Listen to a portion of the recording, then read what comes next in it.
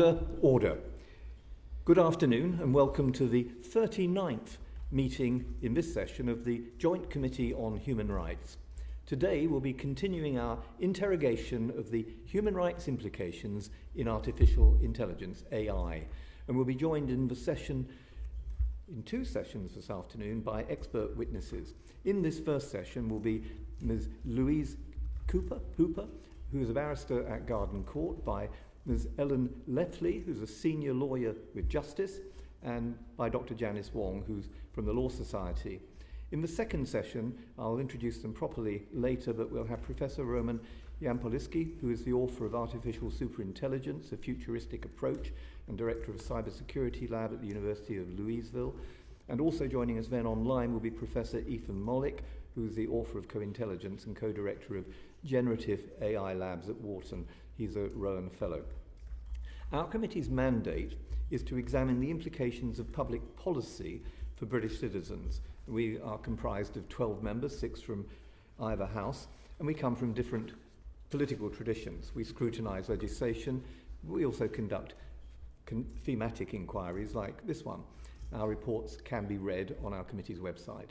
And this is the second public session of the AI inquiry since we closed our call for written evidence back in September. Much of that evidence, including new evidence that we agreed earlier today should be published, is already on the website. And today, members will examine the issue of liability and accountability of AI systems. We'll look ahead to what challenges we could anticipate in the near future with a view of examining how to design regulation which effectively protects human rights. So in this first panel, we'll hear from experts in the legal and justice sector about the impact that AI is already having and how the principles the UK has signed up to in the Council of Europe's framework documents might be leveraged to address AI-specific challenges. In the second panel, our expert witnesses will explain their experience with and understanding of AI and share their predictions for the future impact that the development of AI may have on society. Now, it's worth pointing out that our inquiry is not taking place in a vacuum, as a number of other parliamentary committees are also assessing other aspects of AI on everything from copyright laws to the impact on employment. So turning to our first panel, we have Louise Hooper, who is a barrister at Garden Court Chambers with a distinguished practice in public law, human rights and migration, and a strong international profile advising governments, NGOs and intergovernmental bodies such as the Council of Europe. She's widely recognised for her expertise in artificial intelligence governance, addressing ethical, legal and human rights challenges posed by emerging technologies. And her work includes shaping global policy, drafting guidance for compliance with international conventions, and delivering training to legal professionals and policymakers worldwide. Ellen Lefley is senior lawyer at Justice, and before which she practiced as a common law barrister in civil, family and criminal law. She leads Justice's current work stream on artificial intelligence, on human rights and the law, and in 2025 published a rights and rules of law-based framework for AI in the justice system, and that was co-authored with Sophia Adams-Butty. Ms. Lefley has experience on several advisory boards for external projects on behalf of justice, including the Independent Oversight Group for the Home Office's 2025 Public Attitudes Research into the Use of AI in Policing, and she contributed to the Cambridge University Press Handbook on Generative AI and the Law. Finally, Dr. Janice Wong is the Data and Technology Law Policy Advisor at the Law Society of England and Wales. She leads on developments across artificial intelligence, data protection, cybersecurity and technology to support the legal profession and justice. Dr. Wong holds interdisciplinary PhD in computer science, awarded Best Data Protection Thesis by the Council of Europe. Prior to the Law Society, she was a postdoctoral research associate at the Alan Turing Institute and research fellow at the Open Data Institute, focusing there on children's rights, data governance in education, AI ethics training for civil servants, and addressing biases in healthcare. So, before turning to my colleagues, let me set the ball rolling by asking the panel a first question on the regulatory challenges. And perhaps if Dr. Wong would like to go first on this. Maybe you could give us an overview of the biggest challenges that governments are likely to face when seeking to regulate AI, and tell us whether you think that the existing law is adequate, without going into granular detail, because we'll have a chance to do that later. But can it all be done by regulation rather than, for instance, having new legislation at all? So over to you. Thank you, Chair and honourable members, for the invitation to give evidence today. Of course, regulating AI is no easy task, otherwise we wouldn't all be in this room. And through our work at the Law Society, our research and engagement with solicitors, but also with other stakeholders as well, when it comes to regulation of AI, we see three key main challenges. First is balancing how much we wish to regulate, where under-regulation risks not having the appropriate amount of safeguards to protect key values to the heart of the question, including around justice and human rights, but over-regulation also perhaps inhibits innovation in that way, making the UK, in this context, a maker, or taker rather, as opposed to a maker in terms of UK technology and AI. Second, when it comes to thinking about the challenges, one of the key questions is whether AI regulation should be sector-specific or sector-agnostic. For the former, being able to regulate in a sector-specific way, for example, in context of the legal profession, we are able to rely on and use the expertise of the sector to actually make sure that AI adoption and development is as useful and effective as possible. At the same time, this might result in fragmentation across different sectors, which may harm inadvertently when it comes to justice and human rights consideration. Third, and finally, one of the questions is, of course, how AI should be defined. Using overly technical definitions may lead to regulations not being as effective or perhaps not as useful or very quickly in the short term. But if AI is defined too expansively, that might involve perhaps more traditional machine learning and low-risk applications of AI technologies and tools, which we also do not necessarily want to see. At the Law Society, in terms of whether or not AI regulation should be, do we need new legislation, or how we should approach AI regulation, we believe that any regulation must take a principled approach that promotes ethical considerations of the values that we believe to be true, including fairness, accountability, and explainability, to ensure that we are bringing in the unique expertise of solicitors and the legal profession, led by example. And so as a result, the government needs to consider underpinning regulation with these core principles, supplemented by assessments that ensure fairness and accountability in a measurable way. Thank you very much. That was a very helpful introduction to this afternoon. Ms. Levely, are you going to go next? Yes, thank you.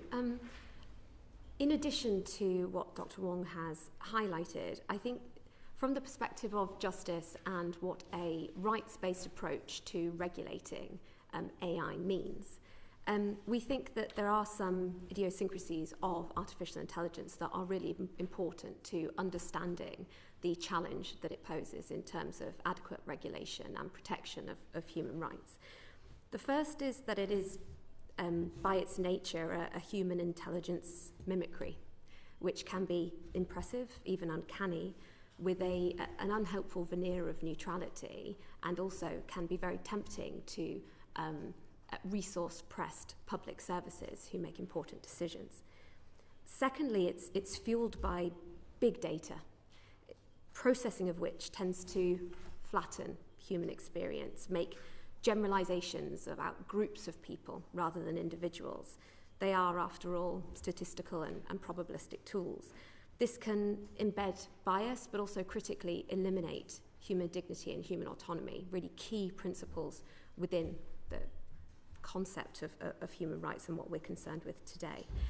And finally, of course, the vast majority of AI is made by the private sector. The relationship between the private sector and the public sector is unavoidable in this area when we're considering its regulation. And the private sector has commercial interests which won't always align with the protection of human rights, democracy, and the rule of law.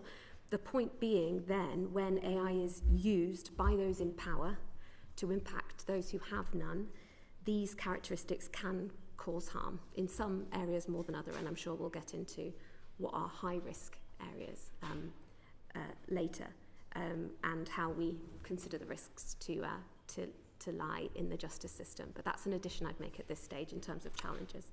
Thank you. That, again, is a very helpful introduction. We are going to be having a session in the new year with the private sector to ask them some of those questions, so this is helpful to us as a committee. And perhaps I turn to you, Ms. Hooper, but can you also address this question of whether we've got enough regulation and can do it all by regulation now, or whether it requires a new Act of Parliament? If I can start with the biggest challenges, I think they're who are you regulating, what are you regulating, and how do you manage enforcement? And those three questions are fairly fundamental. I think if you look at what we've got already and break it down into different groups, you have to look at business-to-business regulation, business-to-consumer regulation, and then public sector regulation. I think there are gaps. So I had a look at, it's not my area of expertise, but I did have a look at kind of consumer protection regulations. And arguably we could govern some artificial intelligence systems through those, but there is a problem with what we call a product and what isn't a product. We've got some way in through procurement regulations and having technical standards that we could use to govern those. I think that the current private members' bills of both Lord Holmes and Lord Clement Jones are a really good starting place for looking at overarching new legislation that would cover both the private and the public sector and bring in those elements that I think my two colleagues are talking about in terms of transparency, accountability, explainability, and fundamental rights assessment processes. And they would fill some of those gaps. Thank you. Some colleagues may want later in the proceedings to question you further about whether private members' bills are the correct route to do this or whether the government should be doing it. But I'm going to turn to Sir Desmond Swayne, and after that we'll hear from Alex Sobel. And I was very interested in your second point,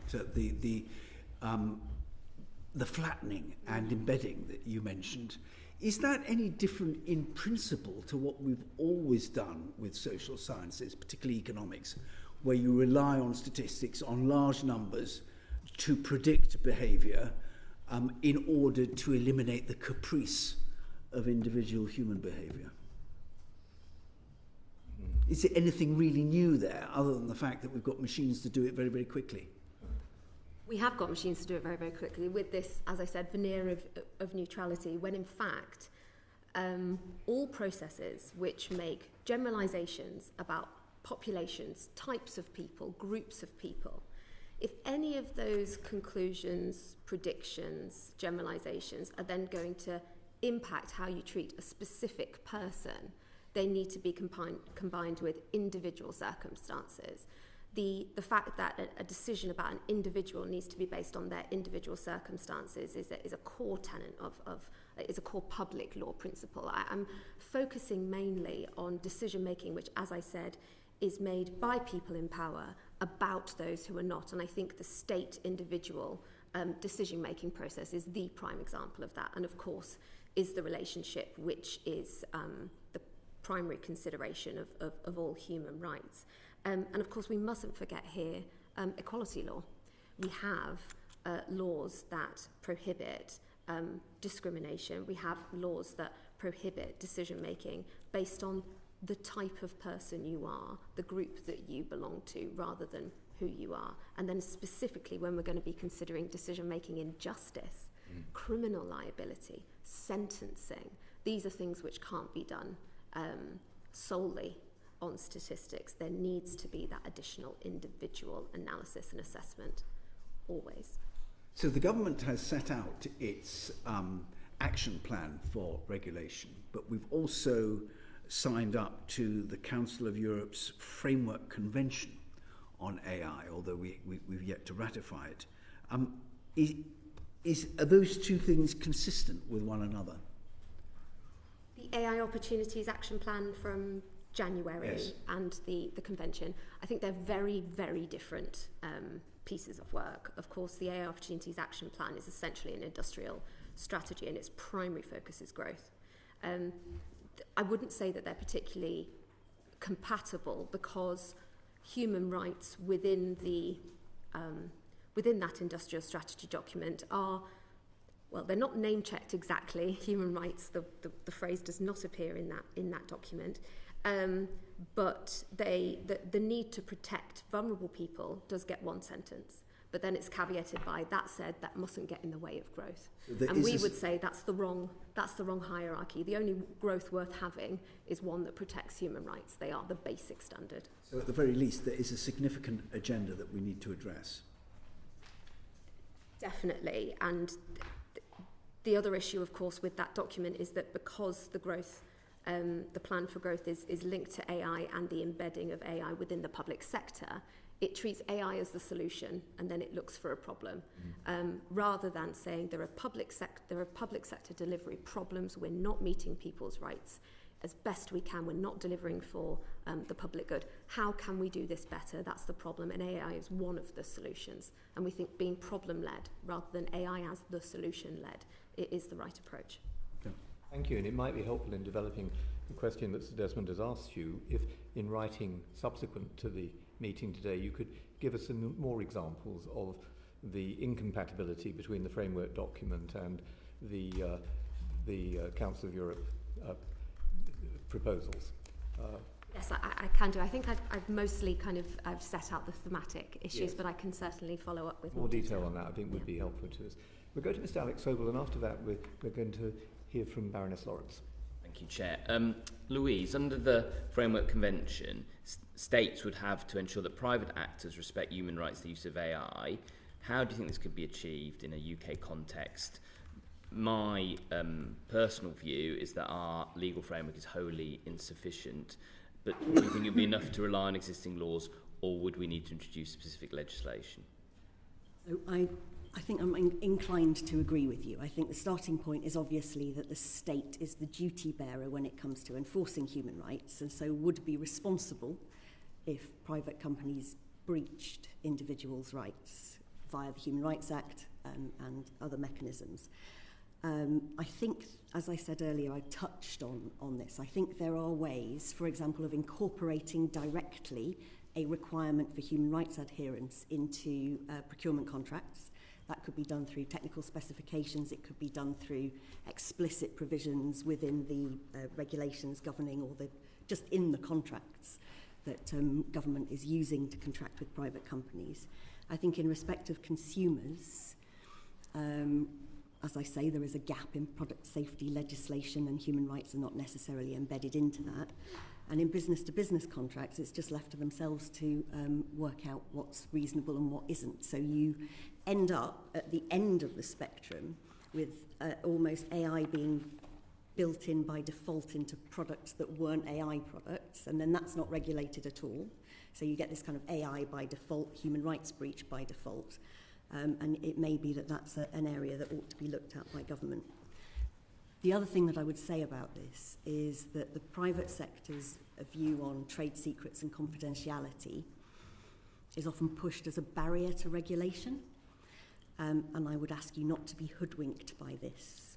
We don't need to know your commercial secrets, but we do need to know that you're using AI systems. We need to know what you're putting into them, what you're doing with them, and that you're testing the outputs properly for human rights breaches. We need that to be transparent. I'm getting really fed up of listening to people say, we need transparency, but not say what it is. So that's the sort of very basic, that's what we need from business and from government. And many of those decisions are political. So, for example, you can code for individual fairness or group fairness, but very rarely for both. So why are you making that decision, and how are you mitigating the results of that in any AI system that you're building? I think in terms of confidentiality, we've got adequate mechanisms that could deal with it, like the ICO or business commercial courts deal with these issues inside hearings all the time.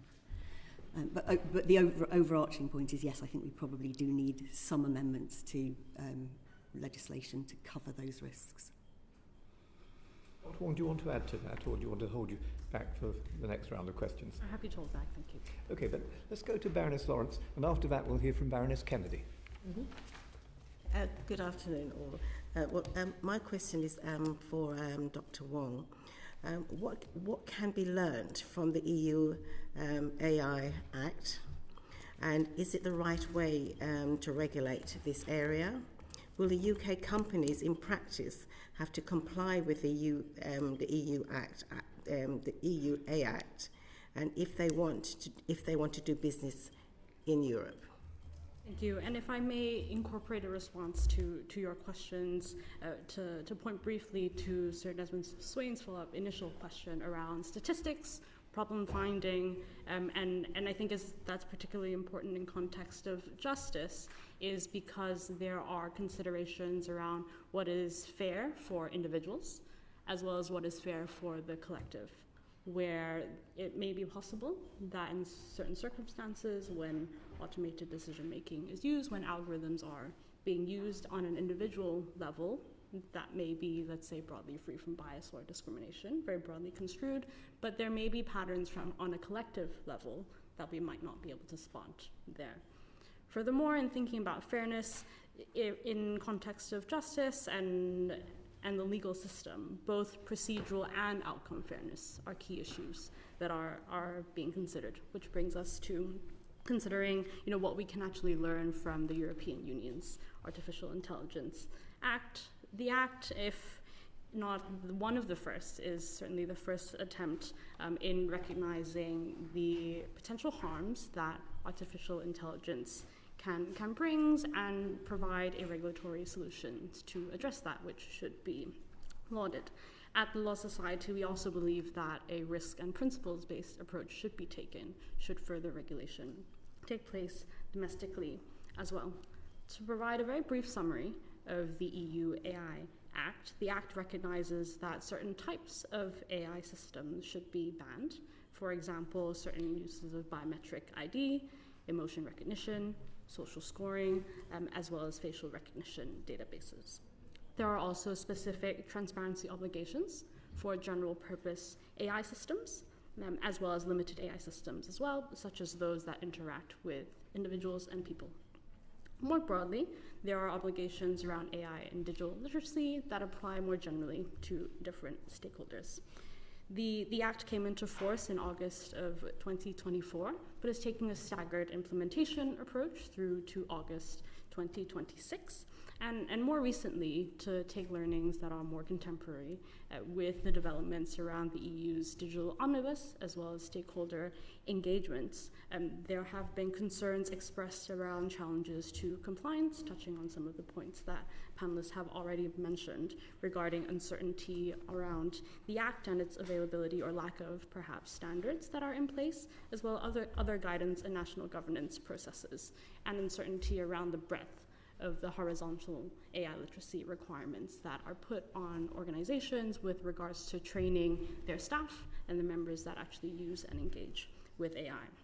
Specifically on the questions about compliance for UK and domestic companies and organizations in practice, the EU AI Act will apply to UK companies and organizations if they are a provider or developer of AI technologies and tools, and possibly also to users or deployers of AI technologies and tools as well.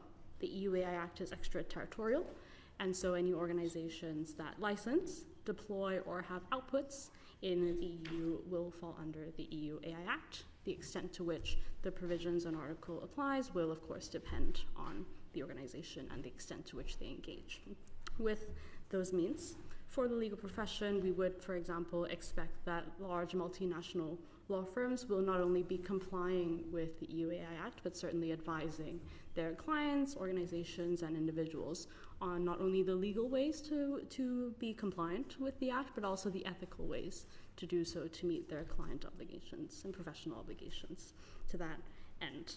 Put another way, when we are considering whether or not government should be regulating in this space, any deviation on regulation, for example, if the UK government is suggesting that banned purposes of AI that is being banned in the EU is permitted in the UK, that is not only a deviation on AI regulation positions, but also deviation of values related to justice and human rights considerations as well. Thank you very much, Dr. Wong. Before we move on, I know that my colleague, Mr. Sobel, has a supplementary question to Ms. Hooper, and then we'll go to Baroness Kennedy.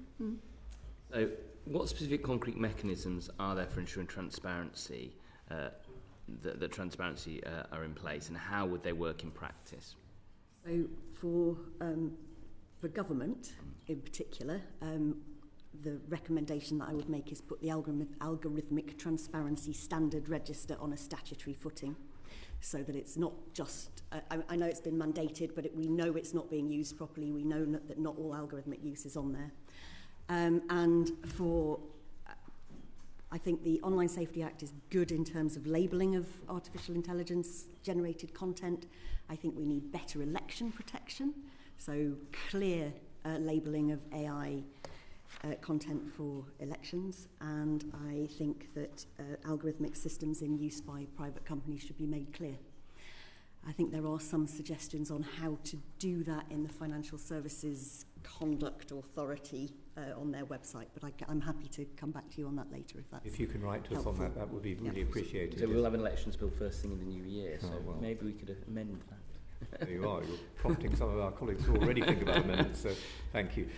We're going to go to Baroness Kennedy, who's going to ask you about data protection, and then we're going to hear from Lord Murray, who has a question too, I think, on redress. Lady Kennedy. I'm going to come to you, Louise, Miss Hubert, first, if you don't mind. I really wanted, I really am wanting to talk to you about data protection. We've updated the rules in the Data Use and Access Act, and in relation to automated decision making. And the question is whether the right balance has been struck in that legislation. What do you think? I think if you talk to anybody from the NGO type sector, they would say what you've done with the Data Use and Access Act is water down the existing protections that we had in a way that is damaging and unsuitable for automated decision making and AI systems for people who are impacted by them. So they've been watered down, I mean, that's what I've heard as well. A sense that the protections that were there before for data protection would have worked better than what we've now got.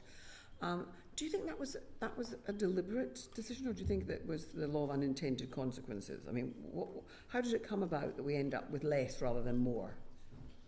I think that's a political question that it might be better for the politicians to answer rather than me. I'm concerned about it because, you know, I'm interested in the extent to which we're bowing the knee to the United States of America and its new absolute determination to be unregulated, and whether we are, because of our needs for trading relations and not wanting to fall out with our great ally, are allowing ourselves to have the United States dictate to us, when all the complaint before was that it was the European Union that was dictating to us.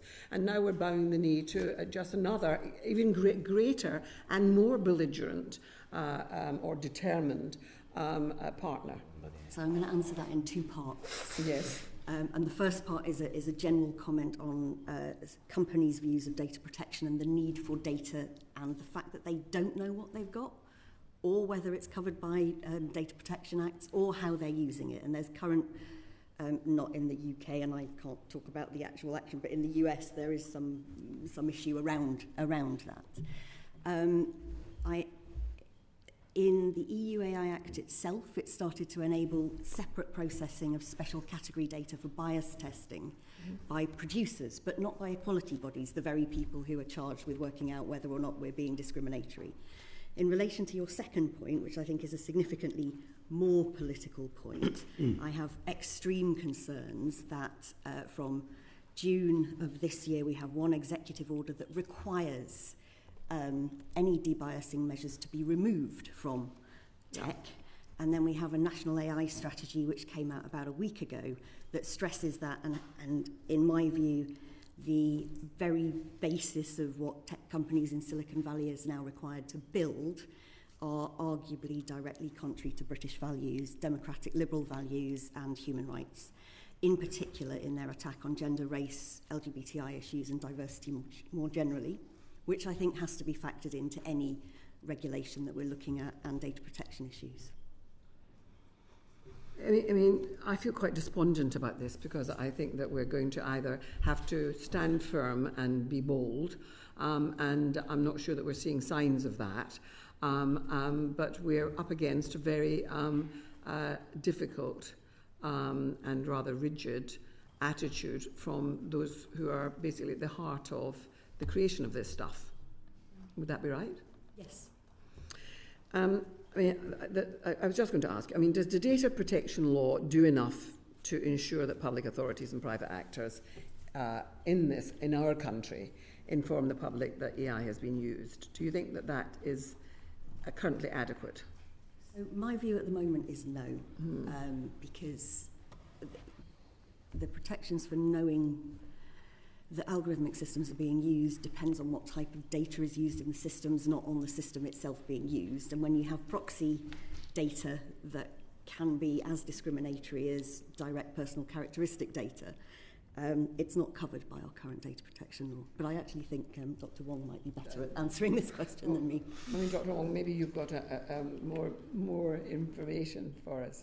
Perhaps to broaden the question slightly in context of thinking about human rights and justice, just informing is insufficient. Yeah. Data protection law does do that, and it is one vehicle of doing so, as also a broader means of regulation of AI more generally. And certainly we've found this throughout the developments of previous iterations of the Digital Information Bill and the current Act as well. However, data protection alone certainly does not prevent unethical use, particularly where individuals may not even know that AI tools and systems are being deployed in the context of justice in particular. And perhaps to spell out more clearly to the committee the ways in which the Data Use and Access Bill has changed our relationship with automated decision making. With those changes, no individual consent is required for ADM, and legitimate basis as a lawful basis for data processing can be used to justify and explain how and to what extent personal data is being used by AI systems, but again, would iterate that simply informing is certainly not sufficient.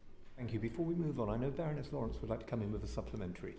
Yes, I think listening to where AI is not emerged, but we've just been trying to catch up with AI. So I suppose while you were speaking, I was trying to understand who polices around the AI, and looking at the questions that Baroness Kennedy was asking, who polices that? Because the media, all of these things are out there, but who police and keep an eye to make sure that AI is not running away too far without us catching up with it? Ms. Lovely, why don't you come in on this? Yes, absolutely. I think this comes back to the differentiation that Dr. Wong made right at the start about how our approach to AI can be sector-specific or sector-neutral. The sector-neutral approach would be we need a new authority which has that policing oversight of AI across different sectors. That's not the approach that's been taken here. That's the EU AI Act approach here. Very much the UK government has decided on a sector-specific approach with the idea that the policing, or rather maybe we replace that with regulation, is incorporated into existing regulatory remits. There are pros and cons to that. The sector-specific approach means that existing regulators know their existing area. They can really hone in on those context-specific risks. The consumer, the CMA is the person to understand, the AI risk within that consumer protection remit. But it also poses some really important questions about where gaps emerge, where we don't have existing law or regulators to be overseeing AI uses. One of those gaps has emerged in our recent work in policing. We found, I have the report here that I can share with the committee, we found a lot of regulation and governance structures around policing, almost too many. It's a disaggregated landscape. But in terms of actually who is policing the policing use of AI, we found there to be, in fact, a complete Wild West in terms of 43 different territorial police forces able to deploy AI in 43 different ways with differing basic standards of accuracy, with no central testing capacity on police data, so often reliant on marketing claims of reliability, and in the context of facial recognition, writing their own policies of what a human rights compliant use of facial recognition, live facial recognition technology, looks like in terms of where it can be used and how it can be used, potentially creating 43 different approaches to human rights protection in policing use. So there are constantly areas that are cropping up across different sectors where there may be ostensibly some regulatory oversight, but there are still gaps. And that needs to be a matter, in our sector-specific approach, that needs to be a matter of constant vigilance. And there is actually in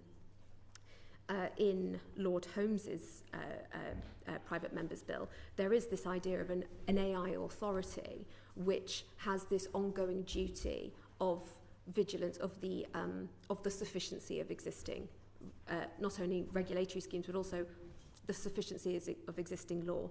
Do we need additional consumer protection? Do we need additional product safety laws?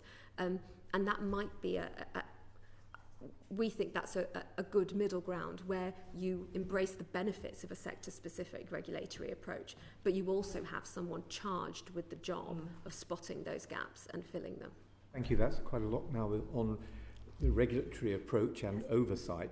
People who've been in correspondence with the committee have raised concerns about what happens to them when they are adversely affected. And I know Lord Murray is going to ask you a little bit about that, and then we're going to hear from Juliet Campbell, Member of Parliament.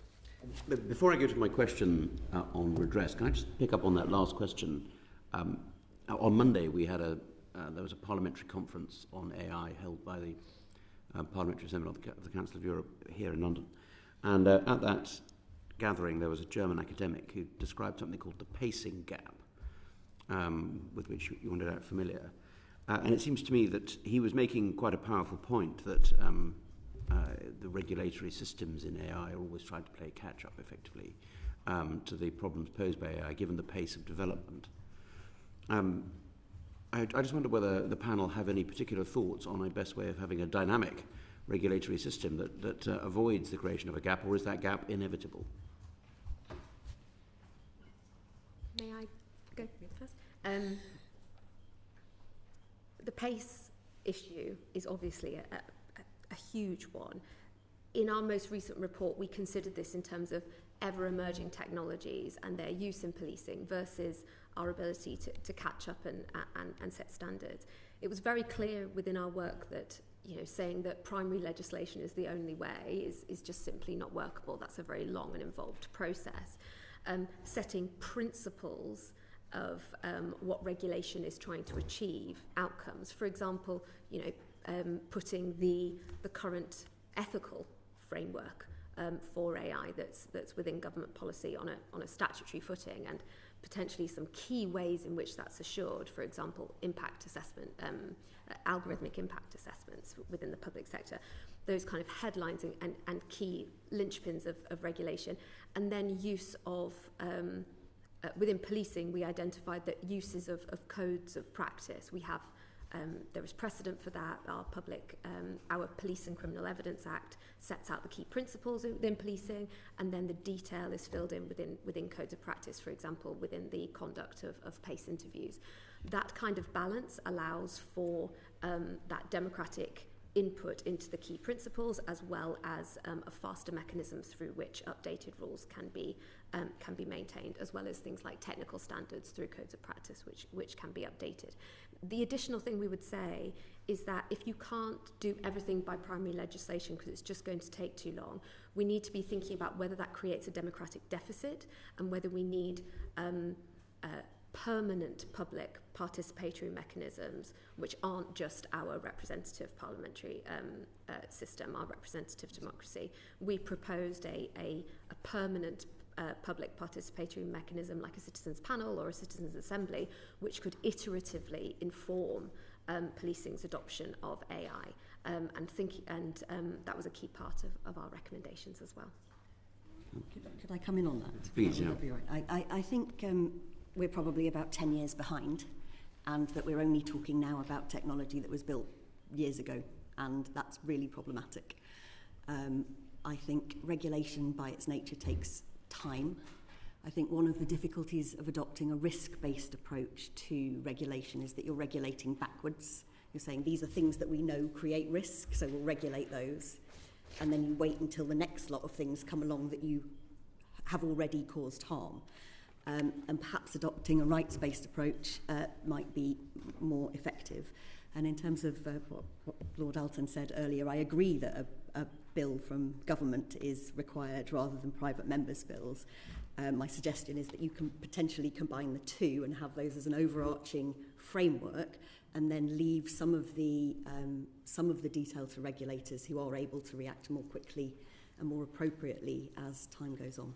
And if I may provide 2 brief points to that, perhaps moving slightly beyond thinking about regulation and its pace. By design, regulation is slow, and that's not a bad thing. And the 2 points that I would like to express that we're working on at the Law Society is first our response to the government's plan for the AI Growth Labs, which my colleague Mia Leslie is currently leading on, that proposes a cross-economy AI sandbox.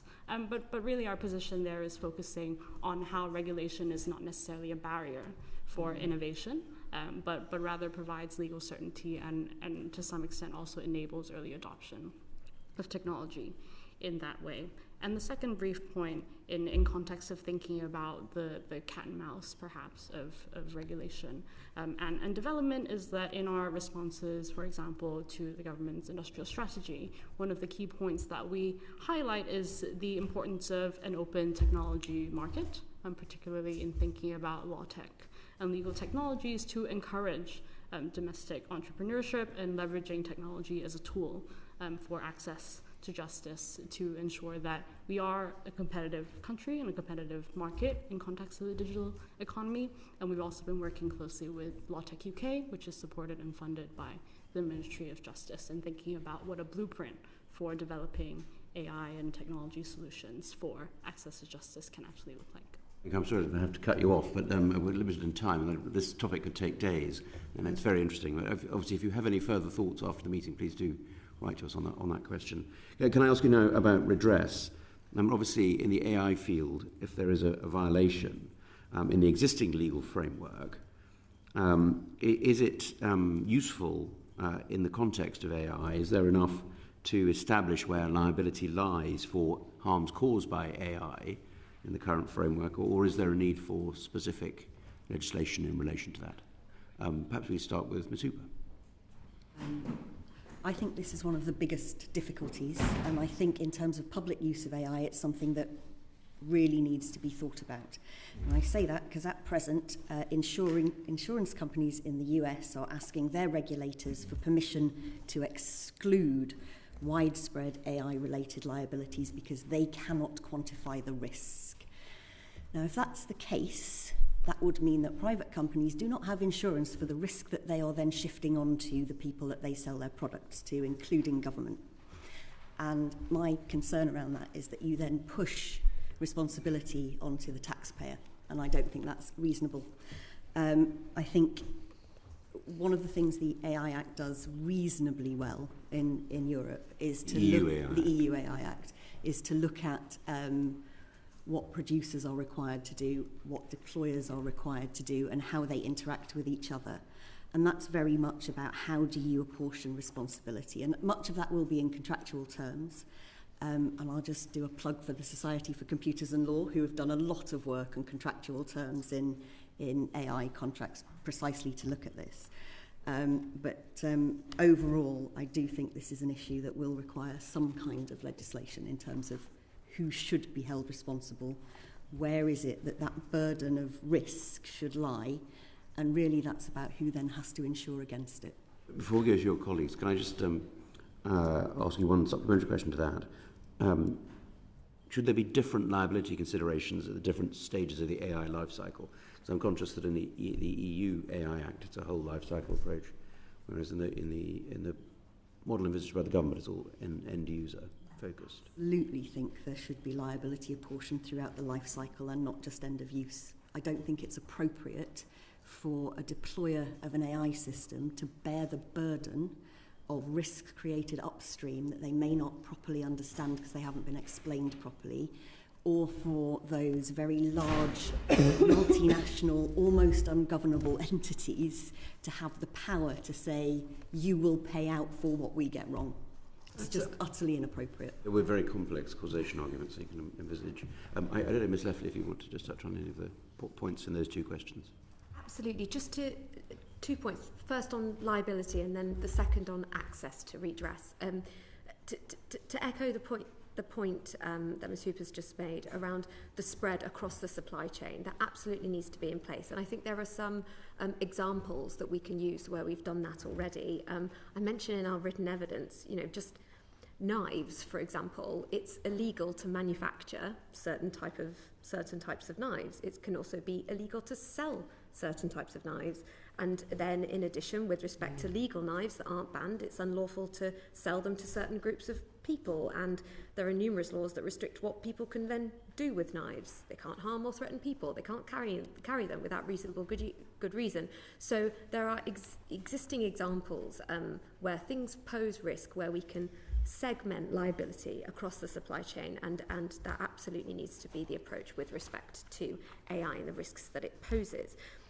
On redress, the preliminary point is that a good offence is your best form of defence. That is, proactive steps to stop human rights harms accruing is much better than relying on redress mechanisms and complaint mechanisms. But taking that into account, when we're talking about individuals seeking redress for harms which that have been inflicted on them by AI, I think it's important to separate public harm and privately inflicted harm.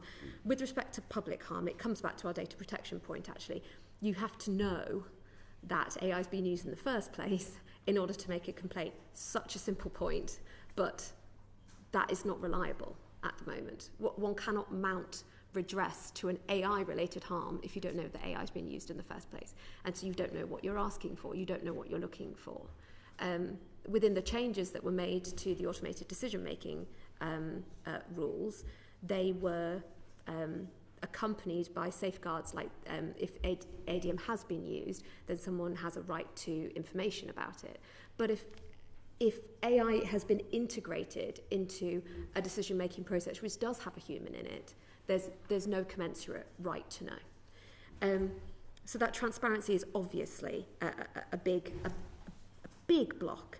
But then we also need to understand access to redress within the current context of barriers to access to justice in all other circumstances. No approach to human rights accountability for AI-related human rights harms can be thought to be adequate with simply access to judicial review, theoretical access to judicial review alone. That's only in respect to public bodies anyway. Indeed. It is not a safeguard in itself. There's been vast amounts of automated decision-making and AI use by public authorities and police. We've had one case about the police use of facial recognition. That's not because it hasn't been used, but because the accessibility of judicial review, the amount of time, the cost burden on individuals makes it inaccessible. And also, we come back to transparency. In order to complain that use of facial recognition, for example, has been discriminatory, you would need to see evaluations of what's being used. 2 weeks ago, the Home Office released evidence that shows that retrospective facial recognition algorithms that have been used for over a year by police are inaccurate, are 100 times more inaccurate for black women than they are for white women. And they have been used. We don't know on whom. There is no obligation to disclose the use of that facial recognition tool in a particular person's case. There's no way of a particular person who's been arrested knowing whether that has informed the intelligence case against them. I'm sorry to cut you off. Sorry, yeah. We do need to move on, actually. So. Really interesting points. The committee will want to explore further, but I'm conscious we're trespassing into the time of our second panel. So, but I don't want to cut my colleagues short. My life wouldn't be worth living if I did. And I want to hear from Juliet Campbell now, and then Mr. Sobel has a follow-up question. Over to you. Chair. Mine's, I think a couple of you have touched on it about justice already. My question is to Louise Hooper. The Ministry of Justice AI Action Plan for Justice sets out AI should be adopted responsibly across the justice system. Do you think that AI really improves access to justice? So I think it has potential beneficial uses, but I think it has to be very carefully thought through. My own experience so far with legal software has been uninspiring. I am aware of recent research that suggests that even the best legal research software has error rates of between 17 and 30%. That's right. My research for this showed several very clear errors in my AI-enabled legal research, and I am an experienced and now ageing lawyer.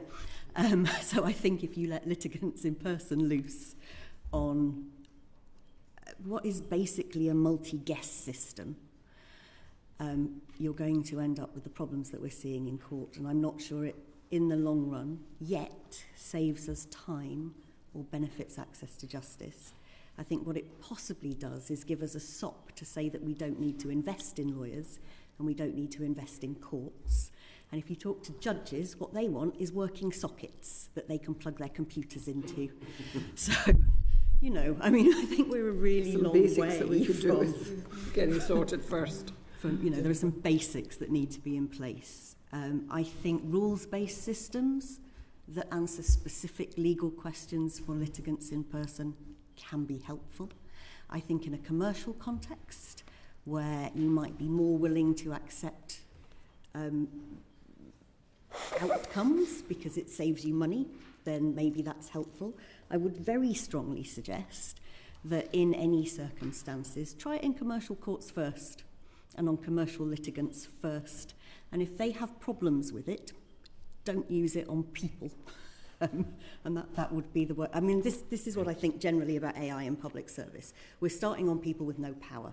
And what you really need to do is start with the people who have all the power. So the people who are avoiding tax, the people who are evading tax, the people who are in the commercial courts. And if they have problems with you imposing AI solutions on them, it's probably for a very good reason. If it works for them, then there might be a reason to roll it out in welfare benefits or in housing allocations or in the criminal justice system. But start with the people who've got the power to complain about it. Thank you very much. Does anybody else? I did have one additional point, but Great answer. I just want to comment that was a very important answer. Yes. We do think that access to justice can be assisted through AI technologies, but we also have identified a real risk that the majority of the AI law tech market at the moment is targeted at lawyers, and there's a real risk there that actually there's lots of AI for lawyers making their lives easier, and actually the people who really need the quality additional assistance aren't getting any, and the access to justice gap actually widens. The other point that I wanted to mention with respect to the impact of AI on justice and the fairness of proceedings is the fact that artificial intelligence is already and will continue to increasingly make up part of the evidence that courts are considering. For example, in criminal proceedings, this may be AI forensic tools. This may be AI which is introduced, consumer AI which is introduced like evidence from a Fitbit that someone was awake at a particular time. It could be deepfake evidence because we all have deepfake machines in our pockets now. And AI is also being considered for integration into disclosure duties. This is an area post-Horizon, post-Office scandal that we really need to be careful about, because that scandal showed that we don't have the adequate facilities currently within our criminal justice processes to make sure that the most disempowered can properly scrutinise the reliability of computer evidence which is coming into courts. Thank you very much. You've certainly given us food for thought about the fairness within the system, and we will need to reflect more on that. Mr. Sobel's got a question for you, and then the last question goes to Lord Delarkia. Thank you. So, Dr. Wong, the Law Society and Bar Council have issued guidance to solicitors and barristers about their use of AI. How concerned are you about the effects on the justice system if AI is used? Thank you for acknowledging that we do have guidance specifically on generative AI and how the profession should be using that. On our website and on our most recent update in September, it also acknowledges some of the cases that have gone through the courts and addressed some of the court's concerns with regards to the use by the legal profession. We are, of course, careful and aware and hope to address the impact that the misuse of AI, whether knowingly or unknowingly, has on the justice system. For example, earlier on at the Law Society, we responded to the House of Lords Public Service Committee inquiry on the use of AI on interpreting and translation services in the courts, which we're happy to send through and provide further information on. But questions and challenges on the accuracy of these AI tools, but also whether or not AI can actually be an interpreter, and how it interacts with other requirements, for example, around free assistance of these services and the need for human expertise and knowledge in that way. And we are working towards and addressing these issues appropriately. For example, our flagship 21st Century project, which also touches on the previous set of questions in recognizing what a justice system and human rights-based approach looks like in the modern day, recognizes what the consumer harms, because, for example, whilst we recognize that a lot of the modern generative AI and AI tools are particularly useful for improving efficiencies and also specifically looking at unstructured data that perhaps may emerge from bundles or other legal documents that can increase the speed of which justice can be heard for specific clients. There are concerns there that need to be addressed both from technical perspectives, but certainly also legal ones. Thank you very much indeed. And you can, of course, continue to correspond with us afterwards on any of the questions that you think might be expanded on, or issues that you want to bring to our attention. But I'm going to turn to Lord Delarkia for our last question. Thank you. This is the last question. If you had to choose, what two recommendations would you like this committee to recommend to the government? Brief answers from each one of you. Only two each. Recommendations. Who's first? I'm happy to go first. I think transparency, mandating the algorithmic transparency recording standard, not just for central government, but for all public sector, is important. And I would also include in that first one, that transparency mandation, letting people know when AI is being used in a decision that's made about them. And as I said, offence is the best form of defence. So integrating concrete human rights assurance mechanisms, which are proactive. I think let's start for public sector. And I think Lord Tim Clement-Jones's bill on that, particularly the obligation to conduct an algorithmic impact assessment, is a very good place to start, if I were to only choose two. Thank you. Louise Hooper? So my two are the two bills that exist in the as private members' bills, incorporate those into one, and the second is Be Brave. Be brave. Yeah. We'll try. And Dr. Wong? Slightly less pithy, but hopefully still brief. The two recommendations that we have at the Law Society is to prioritise solicitors and the legal profession, not only ourselves on the panel, but others that have lived experience, knowledge, and expertise in advising on and leading by experience in terms of how AI can be used in a responsible and ethical way, particularly from regulated professions. Secondly is considering the first question around regulation at both a domestic and international level. The UK government has already developed momentum and been part of international conversations and led on those discussions into what it means to incorporate and consider justice and human rights through the lens of technology. And the hope is that the government should continue to foster and lead on those conversations and discussions and lead on the international agenda to make sure that human rights considerations are considered in context of technology and AI. Thank you. And I speak for the whole committee when I say thank you to the three of you for the way in which you've addressed these issues this afternoon so thoroughly and with such interest as well. You've given us a great deal to go away and think about. So Dr. Wong, Ms. Hooper, Ms. Leffley, thank you very much indeed for being with the Joint Committee on Human Rights today. We're going to pause briefly before we move to our second session, but for now, order. It's a great pleasure to welcome you back, and I'm welcoming people who are watching us online outside of Parliament, to people who have joined us here in the committee room in the House, but also our staff who work for the Joint Committee on Human Rights, and of course the members of the committee. And we have two distinguished witnesses who are going to help us try to understand more about the nature of artificial intelligence and what its impact may be on human rights. But we're also going to ask them if they will help us gaze into the future and help us understand whether we should do so with apocalyptic apprehension or whether doomsday scenarios should make way for an unbridled welcome for what are described as the gigantic benefits of AI.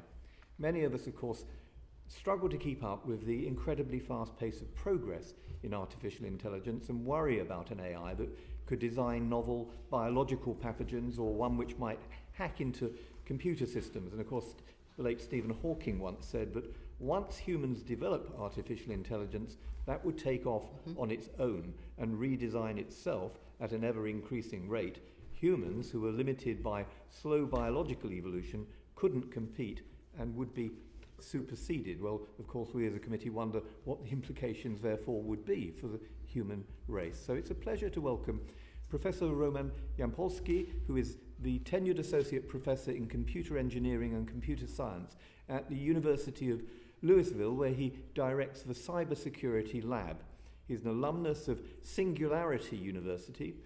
He is widely recognized for his research in AI safety and cybersecurity and behavioral biometrics. He has authored multiple books, including Artificial Superintelligence, a Futuristic Approach, and he's published over 300 scholarly works. You're extremely welcome here this afternoon. We have also Professor Ethan Mollick, who is the Ralph J. Roberts Distinguished Faculty Scholar, a Rowan Fellow, and Associate Professor at Wharton School of the University of Pennsylvania, where he studies the effects of artificial intelligence on work, entrepreneurship, and education. His academic research has been published in leading journals, and his work on AI is widely applied, leading him to be named one of Time magazine's most influential people in artificial intelligence. Professor Mollick also writes to a wider audience about AI, including in his book Co-Intelligence, which was a New York Times bestseller and a Best Book of the Year from The Economist and The Financial Times. So you're welcome too. Before I turn to my colleagues, let me ask, if I may, a question for starters. It's a curtain raiser, and then I'll turn for more granular questions to colleagues from both houses. We'll hear, first of all, from Baroness Lawrence. But let me ask this, if I may. Can you outline, by relating to your own personal backgrounds, how your positions on AI have developed throughout your careers? So who would like to go first? Professor Mollick? That'd be fine, thank you. So it's a great question, and it gets to a really key issue, which is the evolution of the term AI as well. So I first was associated with AI when I was at the Media Lab at MIT, where I was helping out the AI group, which had a bunch of the early pioneers. I was the non-technical person trying to explain this to other people. I have been using AI work at the University of Pennsylvania, where my main goal was how do we use these tools, Professor of Entrepreneurship and Innovation, to expand educational opportunities. When generative AI came along, I had been playing with these tools before ChatGPT, realized there was a very large opportunity here. But I think there's a very huge shift in what AI means to people, starting with 2022 and the release of ChatGPT 3.5. And to me, that has been that we've been doing very active research since then on AI in education. I've done a lot of work on AI and the implications for work. And it's gone from something that is a interesting tool that was useful for a lot of things to, I think, being central to my role as a business professor, educator, and certainly as somebody who thinks about AI, that there is very few aspects of society that's not being touched. So it's moved from a peripheral, interesting, useful tool to central to almost everything I think we do, and now subject of conversations like this one.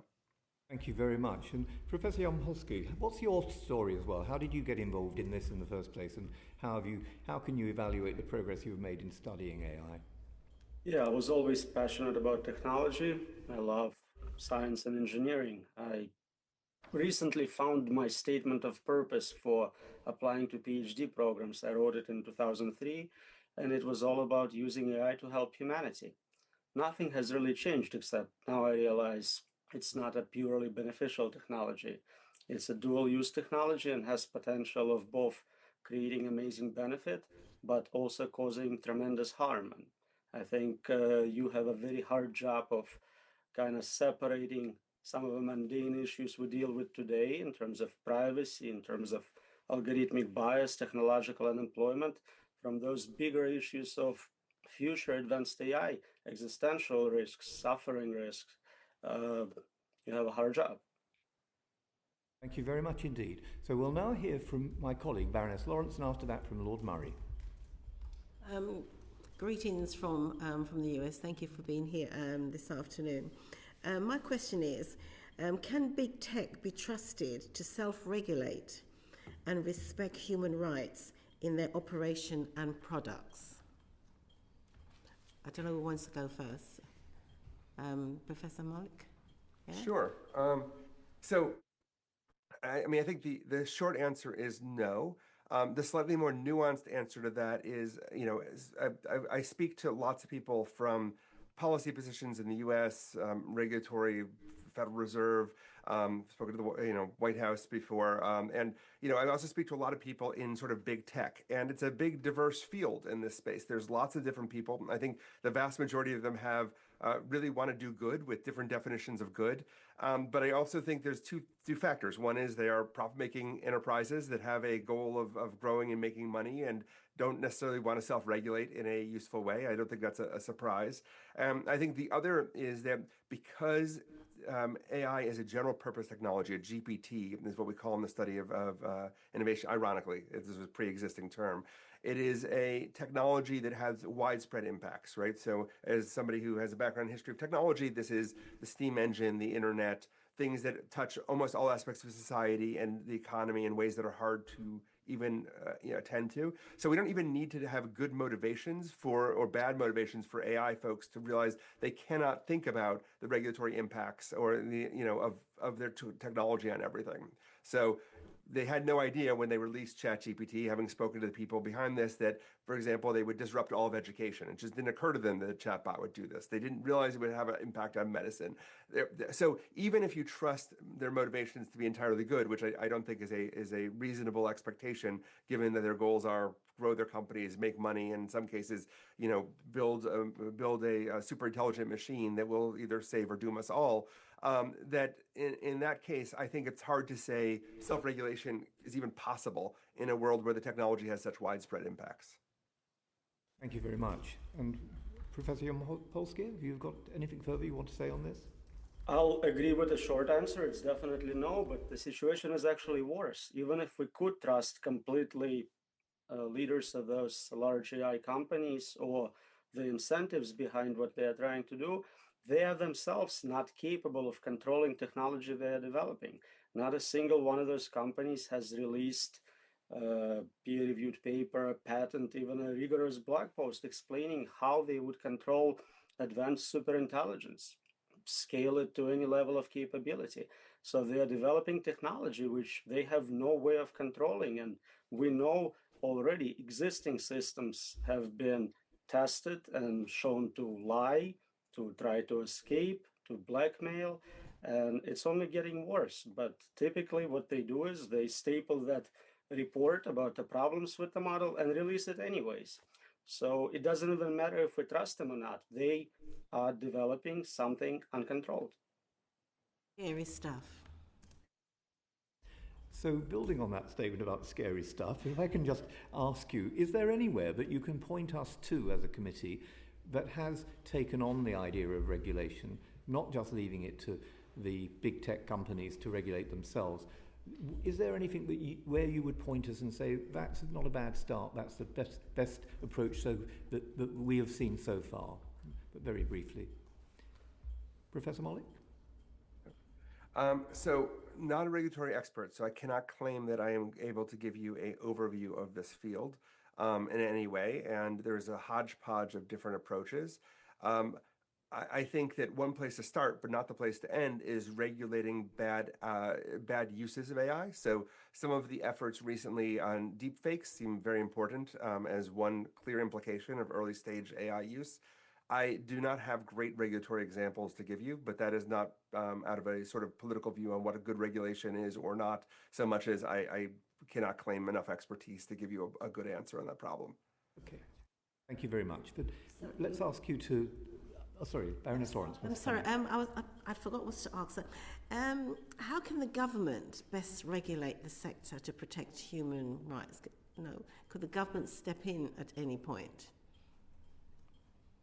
So, if I may, we have some precedent of regulating weapons of mass destruction, technologies which are specifically designed to harm large numbers of people, chemical weapons, biological weapons, nuclear weapons. I think advanced intelligence can be seen as exactly the same, and examples of regulation, international bans, cooperation and monitoring, all that can be reused in this subdomain. If I may, I think you'll find a bit of difference in approach, if not necessarily angle, between the other professor and myself, which is I tend to focus more on sort of near-term sort of thinking about work, society kind of harms, which doesn't take away from existential risk. They tend to be sort of different conversations. So if I was going to give you a precedent, I think there's some work out of Josh Gans at the University of Toronto, and who's an economist, who has done some really interesting things on when you are dealing with a problem where we don't even know, again, in the near term, not thinking about existential risk, where we don't know what the positives or negatives are until they're discovered, that the right precedent to follow, which is obviously hard to do in practice for government, is fast, responsive policymaking. So policymakers follow along on the frontier to be looking for harms and jumping in as those harms occur with fast regulatory response, because it's very hard to know a priori what the bad effects are going to be. And in fact, it can actually amplify them if you try and anticipate all those things, because I don't think it's possible to do that across a wide range of fields. So again, I'll draw the distinction between existential risk conversation and regulating outputs of the kind of AIs that we have today and the work that's being done with them. But I think that building a capacity for fast regulatory response is probably in a technology that we don't know the outcomes, right? So this is whether or not you think AI should be heavily regulated or not a priori, we absolutely need to understand, okay, so there's mental health implications. Who is in charge of thinking through that? Because we didn't realize that AI companionship would be a big deal. On the other hand, we have research that shows that there is psychological danger. There's other research that suggests that the very lonely end up having suicidal ideation rates reduced by AI. We don't know the answer yet. How do we jump into that unless we're doing fast regulatory response one way or another? Thank you very much indeed. We're going to ask you now, though, not to use AI, but to look into a crystal ball into the future. And we're going to start with Lord Murray, and then we'll hear from Sir Desmond Swayne. Gentlemen, I'm looking forward to asking you this question. Over the next 10 years, what impacts do you see in the world of AI? And in your answer, can you tell us the degree of certainty that you would attach to your forecast, and is a focus on unknown risks? Is that a useful analysis? Perhaps Professor Yampolsky, do you want to start on that one? Sure. So the best tool we have for predicting future are prediction markets. Depending on your definitions of artificial general intelligence, prediction is that somewhere between 2027 and 2030, we will get to basically human level capability, cognitive capability to do any type of useful work you would expect from online employee on a computer. Soon after, it's very likely that use of those tools to develop more advanced AI will lead to recursive self-improvement, and we would get super intelligent systems. So impact, first of all, on economic aspects of it, and my colleagues certainly can say more about that. If you can make automation of all cognitive labor and eventually physical labor, you get free labor, talking about trillions of dollars of benefit, but also at the same time, you have levels of unemployment we have never seen before. So probably anything within 90% chance of that happening within that time frame is reasonable, but of course, deployment of capabilities through economy is not the same as having those capabilities. We have history of having technology which has not been deployed. Video phone calls is a great example. Technology was invented in the 70s, not deployed until iPhones came around. Today, you can buy a flying car on the internet, but we don't really have them deployed. So you have to keep in mind difference between having capability and actual deployment. Once we hit super intelligence, the unknown unknowns you're asking about are the main concern. The cognitive gap between smartest humans and a system which is super intelligent would be like a gap between squirrels and humans. We simply cannot anticipate what is possible, how the systems can understand and invent new physics to manipulate the world. So our best bet is never to create advanced superintelligence. It would be a replacement for humanity, not a complement for it. How do you stop it being developed? That is a wonderful question. We've been working on figuring it out for a while. There is not a single tool which gets the job done. We definitely want people to use their self-interest. If you are ahead of a large AI lab and you're trying to make lots of money, killing yourself and others is not the best way to accomplish that. So there is self-interest in not creating such technology. You can still make billions, trillions of dollars from narrow AI tools aimed at specific problems. We saw Google DeepMind do excellent work with, for example, solving protein folding problem, getting a Nobel Prize for that wonderful work. We want more narrow superintelligent systems for solving specific problems. We want as little as possible in terms of progress on general superintelligence. It's helpful to have regulation. It's helpful to declare this technology to be a national and international security problem. It is helpful to ban its development in regions you control. And you can distinguish the type of research taking place based on how diverse the training data is. You need very diverse data, basically all the available data to train general superintelligence. You can have much more narrow data for specific problems. For example, only DNA data for biological problems. That would help to narrow the scope. It doesn't provide a complete solution, and at best, it delays the problem. But at this point, again, given what prediction markets are telling us, it is something we definitely should implement as soon as possible. Thank you. Mr. Malik. So again, I think there's a slight difference in angular approach, which is sort of non-overlapping between these sets of concerns. So don't view my statements as contradicting existential anxiety. So I don't have a crystal ball, sadly. I mean, I talk to people at the AI labs on a regular basis. They think they will continue to see improvement in ability. My very first academic paper with my colleagues at Harvard, MIT, University of Warwick on AI and work was at a consulting company.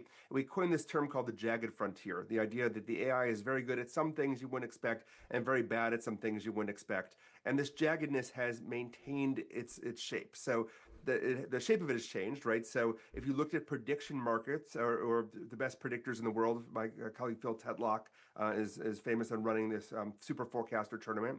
In 2022, the year that ChatGPT came out, a few months before, there was a registered prediction that the year that AI systems would be able to get a gold at the International Math Olympiad, there was a 2.3% chance by the best predictors in the world, 8% by insiders by 2025. And of course, in 2025, both DeepMind and OpenAI got a gold medal at the International Math Olympiad. So we are having a lot of trouble forecasting that rate of progress. At the same time, there are clear weaknesses in current AI systems that have not been filled very well in terms of learning and other approaches that may very well be filled by research. There's a lot of money going into this kind of research angle. I tend to think in scenarios. And again, I've less to say on the sort of superintelligence side. But in a world where AI development plateaus, and speaking to lots of corporate leaders about this and based on the research, I think that we will see a rolling set of changes to work in society over the next 10 years. The current systems are good enough to disrupt a lot of intellectual work. They would working with humans to do that, but changing the kinds of tasks we do, the kinds of tasks that are available, the kind of work that operates in ways that are very hard to anticipate. And that's the baseline if AI development stops today. I think that's an unlikely scenario. I think the more likely view in my mind is a jagged sort of general intelligence, the way that we're talking about this, where the systems are very good at some stuff, not good enough at other things to replace complete human work. But that is unclear. And then there is that my colleague was outlining, that was the idea that there is some sort of superintelligence, which is even less easy to predict. So the short answer is that even with the complete regulatory stop of the development of AI, from the perspective I pay attention to, which is work, society, and education, I think the adoption curve that we're going to see will be a long-term one over the next 10 years. Companies are adopting this at the highest rate of any new technology we've ever seen, but they're not using it in very deep ways. And I think a lot of people don't know what these systems are capable of. It's changing on a regular basis. So my view of the future is disruption is baked in already in terms of large-scale changes to work, education, society that will happen over time as adoption occurs. That's my high probability scenario. But I don't think we can dismiss tail risks of superintelligent systems that are massively destructive. I just don't have a way of measuring that myself or the knowledge to be able to give you a precise prediction on that. And I think planning in scenarios is the way to go forward with this rather than pick certainties. It's a very honest and candid reply, though, so thank you. We're going to hear now from Sir Desmond Swayne. Comrades, members of Parliament receive a great deal of unsolicited mail, particularly literature. And I've just received this book by Eliza Yudowsky, someone I've never heard of, but it's bigged up by one of our great characters and sages, Stephen Fry. And it's entitled, "If Anyone Builds It, Everyone Dies. The Case Against Superintelligent AI." And on the back, Stephen Fry says, "The most important book I've read for years. I want to bring it to every political and corporate leader in the world and stand over them until they read it." So, on the question of the most fundamental human right, the right to life, how concerned are you about the development of superintelligent AI, say on a scale of 1 to 10? 11. 11, right. It's a good book. You should read it. I've only just read the introduction, but I will certainly read the rest over the weekend. We'll bear that in mind for the next session of this committee. Do you want to add anything further, though, to that, either of you, gentlemen? What can we do to prepare? Yeah. Is it a question of, stocking up and building a bunker? You cannot prepare. Bunkers don't help against superintelligence. Your only chance is not to do it, not to build it. The only way to win is not to play the game. Right. Well, that was a very straightforward answer. You agree, Professor Mollick?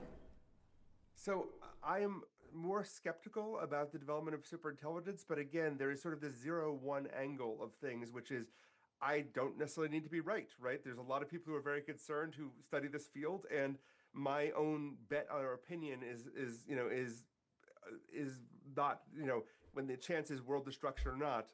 So I would say I'm a 5 on worry or 4, but I don't think that is something to bias you against the larger scale issues. I just think that my view is that we have to be ambidextrous about this. We have to take into account both the fact that there's a lot of stuff happening today that will urgently impact your constituents and all of our countries and all of us, even without superintelligence, that also needs dealing with, and that ambidexterity is very hard, right? That you have to both be concerned about what do we do to think about future development, what do we realistically do, what happens with superintelligence, but also I do think that job and education changes are already happening. We're just starting to see statistical impact of that. That also requires work. So I'm a 5, but don't let the 5 discourage you from listening to the 11s on this. Well, between existential threats and great benefits, balancing risks and benefits is the question I know that my colleague, Ms. Campbell, Juliet Campbell, would like to ask you. Thank you. So how concerned should we be that the overall risks of increased use of AI will outweigh the benefits to society?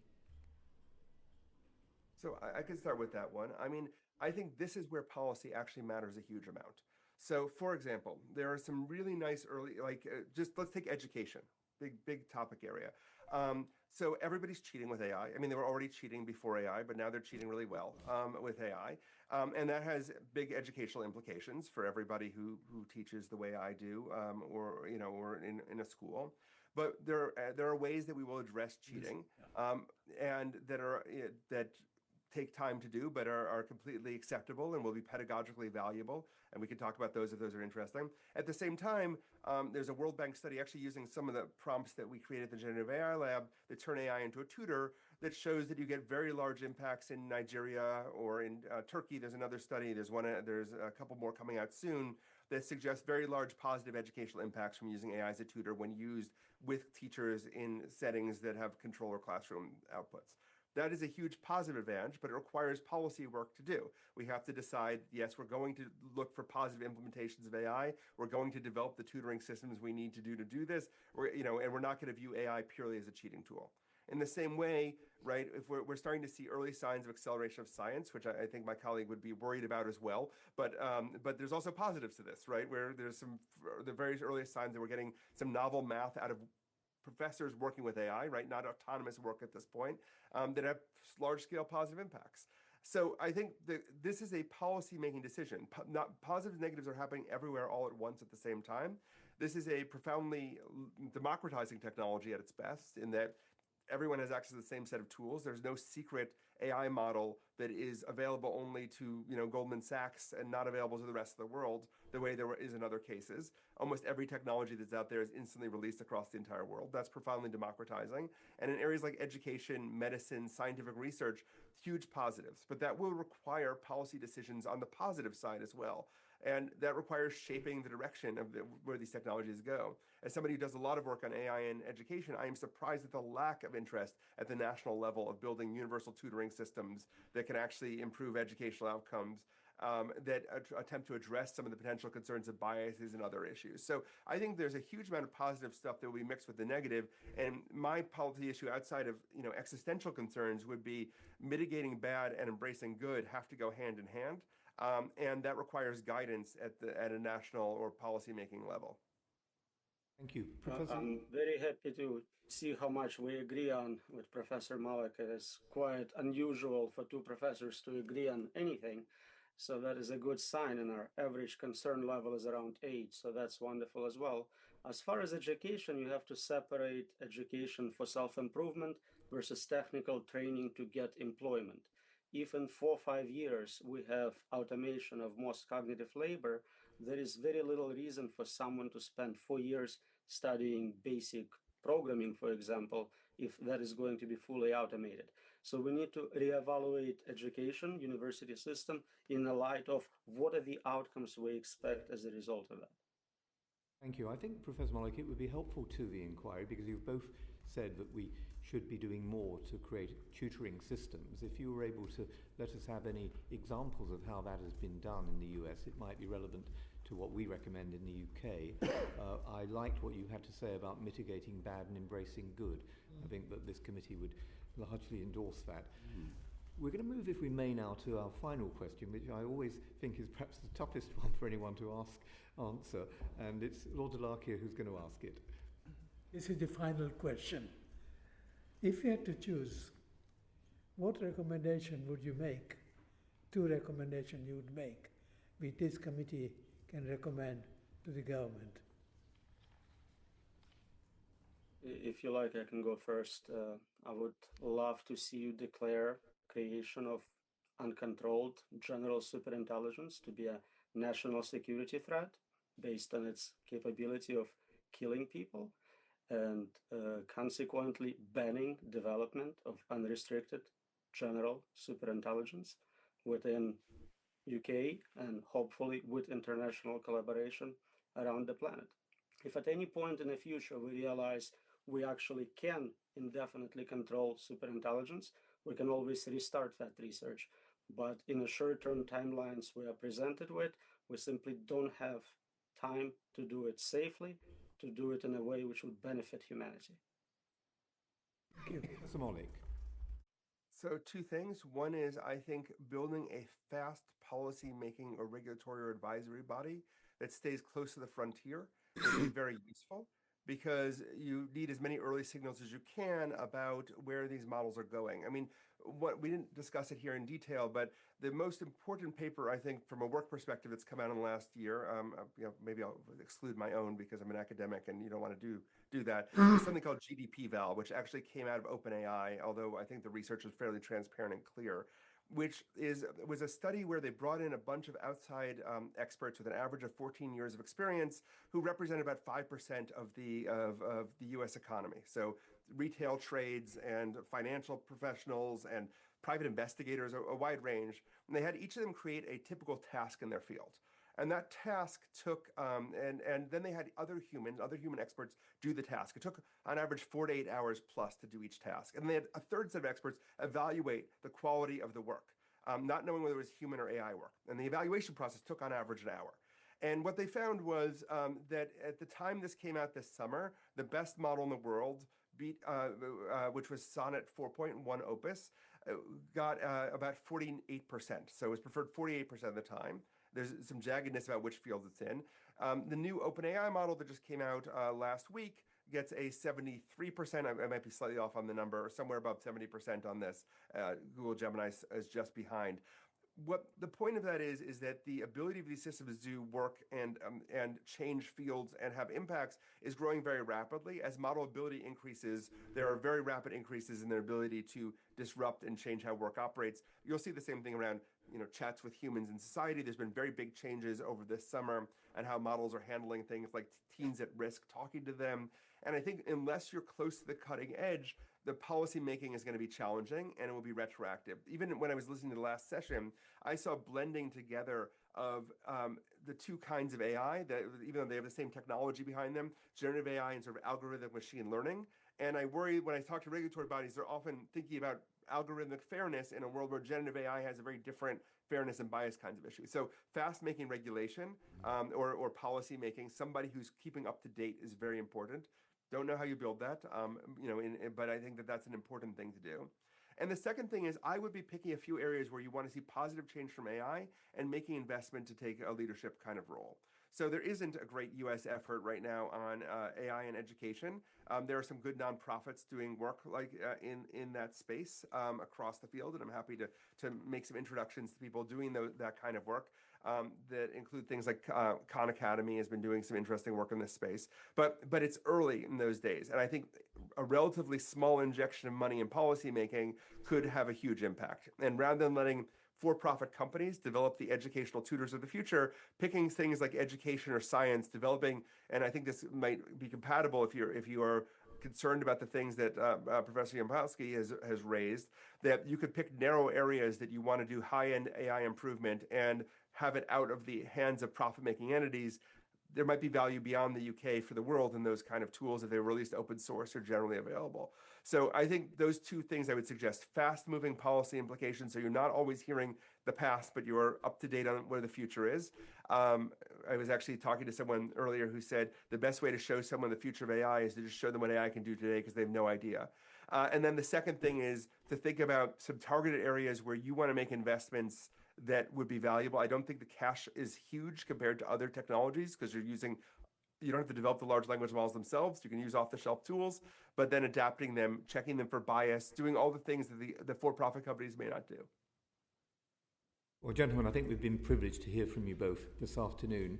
It is a wake-up call to us. I mean, we do need to disentangle the things that we see as what one of you described as existential anxiety from those things that can be tools that can be beneficial to mankind and humankind. And so we are puzzling around that to try and understand these things better. I was struck by your suggestion, though, that annihilation is hardly in our own self-interest, but also that we shouldn't be driven by avarice, and there is a danger that we will be. And I was struck by the parallel that you drew with it may not be perfect, but nevertheless things like the Chemical Weapons Convention and the ability to get the world to act together when they see that it's in no one's interest to unleash something that is, as you say, potentially an existential threat.